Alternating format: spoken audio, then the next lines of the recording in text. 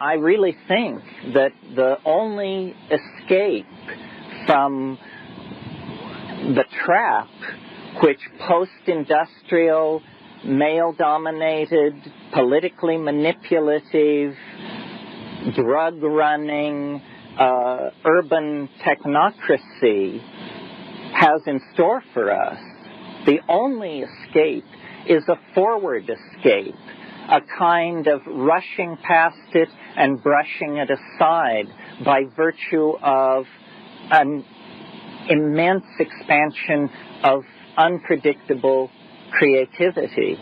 That what shamanizing means in the ordinary folkloric level is healing, and the art function is somewhat in the shadow.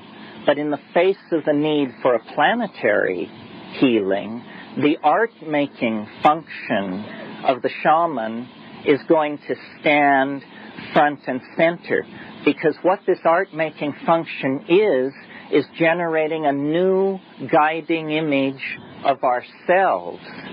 This is why it relates so fundamentally to psychology. We need a new paradigmatic image that can take us forward through the narrow neck of historical forces that we can feel impeding and resisting this more expansive, more at ease, more human, more caring dimension that is insisting on being born. And so, in terms of political obligation, in terms of reforming and trying to save the soul of psychology, in terms of trying to goose along, connecting up the end of history with the beginning of history, all of this impels us, I think, to look at shamanism as the paradigmatic model, to take its techniques seriously, even those which challenge the divinely ordained covenants of the constabulary. Because if we don't do that, as I said, we're not playing with a full deck. Think about our dilemma on this planet. If the expansion of consciousness does not loom large in the human future, what kind of future is it going to be? Now, to my mind, the psychedelic position is most fundamentally threatening when fully logically thought out, because it is an anti-drug position. And make no mistake about it, the issue is drugged. How drugged shall you be? Or, to put it another way, consciousness. How conscious shall you be? Who shall be conscious? Who shall be unconscious? I've been coming and going from Los Angeles recently a lot, and when the plane swings out over the eastern part of the city, looking down, it's like looking at a printed circuit.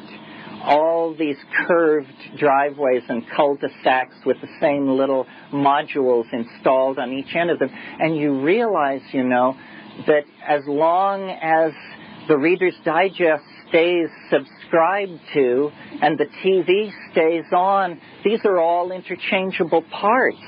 This is this nightmarish thing which McLuhan and Wyndham Lewis and others foresaw, the creation of the public. The public has no history, has no future, lives in a golden moment created by credit which binds them ineluctably to a fascist system that is never criticized. This is the ultimate consequence.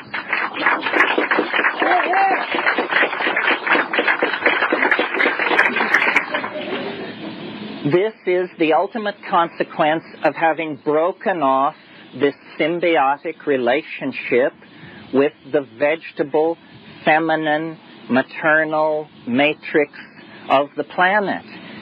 This is what ended partnership. This is what ended balance between the sexes. This is what set us on the long slide. We can now examine the options available and put in place archaic options, which will restore this balance.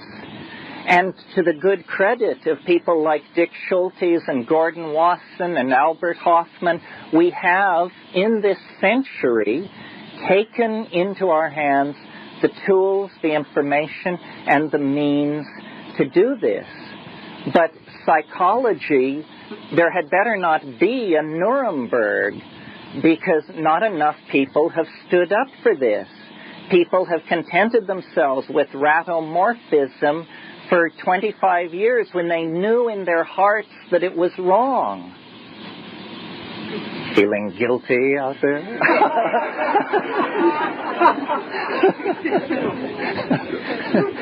You could cheer to show that it wasn't you.